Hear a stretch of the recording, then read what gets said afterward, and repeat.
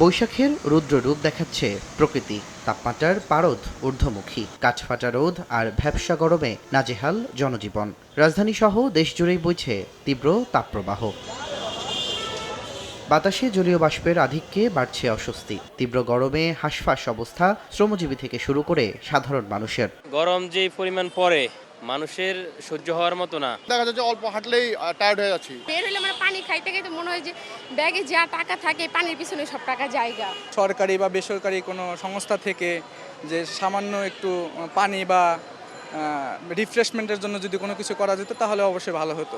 আপাতত বর্ষণের কোনো আভাস দেখছেন না আবহাওয়াবিদরা, তাই সহসাই তাপপ্রবাহ কমার কোনো পূর্বাভাসও নেই। চলমান যে তাপপ্রবাহটা সেটা 24শে এপ্রিল 25শে এপ্রিল মোটামুটি বিরাজমান থাকতে পারে। 26 তারিখ থেকে 29 তারিখ বা তার পরবর্তী সময় আমাদের বৃষ্টির প্রবণতা এবং পরিমাণ এবং বিস্তৃতি লাভ করতে পারে। তখন আমাদের ভারী বর্ষণ থেকে অতি ভারী বর্ষণও হতে পারে। জলবায়ুর এই বৈরী আচরণে অসুস্থ হয়ে পড়ছেন বয়স্ক ও শিশুরা। ঝুঁকি বাড়ছে হিটস্ট্রোক ও পানিবাহিত রোগের। হিট স্ট্রোকটা ওই যে টেম্পারেচার একসময় এত অত্যাধিক বেড়ে যায় তখন শরীরের আপনার যে আমাদের থার্মোরেগুলেশন আছে সেটাও ফেল করতে থাকে। বয়স যাদের কম তাদের মধ্যে ঝুঁকিটা যেমন বেশি, বয়স যাদের বেশি তাদের মধ্যে ঝুঁকিটা একটু অনেক বেশি।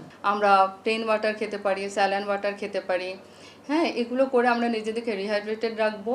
তপ্ত এই পরিস্থিতির উল্টো পিঠে হাওর জনপদে দেখা দিয়েছে বন্যার শঙ্কা। দুর্যোগ পূর্বাভাস কেন্দ্র বলছে উজান থেকে আসা পাহাড়ি ঢলে প্লাবিত হতে পারে নিম্নাঞ্চল। ঝুঁকিতে কৃষকের ফসল। যে স্কেলে ভারী বৃষ্টিপাতের প্রবণতা রয়েছে ওরকম যদি চলমান থাকে তাহলে হাওর অঞ্চল এবং নদী সংলগ্ন যে নিম্নাঞ্চলগুলো রয়েছে সেখানে কিছুটা বন্যার ঝুঁকি রয়েছে। এর ফলে আমাদের প্রাইমারি ক্ষতিটা হয় যে ফসলের উপরে।